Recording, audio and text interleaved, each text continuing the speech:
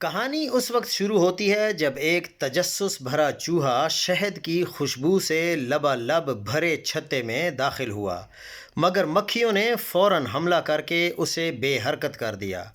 اب چھتے کو ایک سنگین مسئلہ درپیش ہے۔ سڑتی ہوئی لاش ایک حیاتیاتی بم کی مانند ہے۔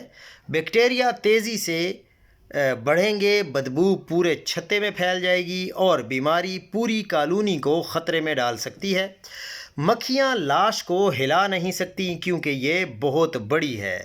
یہاں پر فطرت کی ذہانت کام آتی ہے۔ مکھیوں کو گھبراہٹ نہیں ہوتی اور اس کو بچانے وہ اپنا خفیہ ہتھیار استعمال کرتی ہیں۔ اللہ تعالیٰ نے جانوروں کو بھی وہ نعمتیں دی ہیں جو کہ انسان سوچ میں پڑ جاتا ہے کہ یہ کس قسم کے جانور ہیں یا پرندے ہیں کہ ان میں اس قسم کی عقل پائی جاتی ہے۔ وہ ہے جی پروپولس، یعنی جس کو ریزن کہتے ہیں۔ پروپولس، جسے عام طور پر مکھیوں کا گوند کہا جاتا ہے، ایک چپچپا گہرا رنگت والا ریزن ہے جو مکھیوں کو درختوں کی کونپلوں اور پودوں کے رس سے ملتا ہے۔ وہ اسے بنیادی طور پر چھتے کے سوراخ بند کرنے اور ساخت کو مضبوط بنانے کے لیے استعمال کرتی ہیں۔ اس سے بھی زیادہ اہم یہ ہے کہ پروپولس ایک طاقتور قدرتی دوا ہے جس میں اینٹی بیکٹیریل اور اینٹی فنگل خصوصیات پائی جاتی ہیں۔ مکھیوں نے ایک شاندار عمل شروع کیا۔ وہ مردہ چوہیا کو مکمل طور پر پروپولس کی تہوں میں لپیٹ دیتی ہیں۔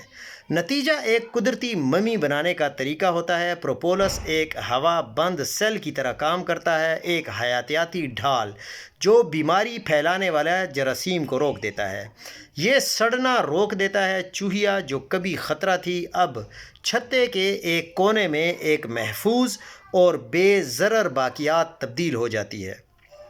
اگلی بار جب آپ شہد کا ایک چمچ چکھیں تو لمحہ بھر سوچیں کہ یہ صرف مٹھاس نہیں بلکہ فطرت کی ذہانت کا نچوڑ ہے۔ یہ شہد ایک ایسے منظم نظام سے آیا ہے جو نہ صرف غذا بناتا ہے بلکہ ضرورت پڑنے پر قدرتی ممی سازی کا عمل بھی انجام دیتا ہے۔ وہی حکمت جو کبھی قدیم مصریوں کو حیران کرتی تھی آج مکھیوں کے ننھے سے چھتے میں زندہ ہے۔ یہ چھوٹا سا چھتا دراصل فطرت کی ایک عظیم درسگاہ ہے جہاں توازن، صفائی اور بقا کا فلسفہ خاموشی سے جاری ہے۔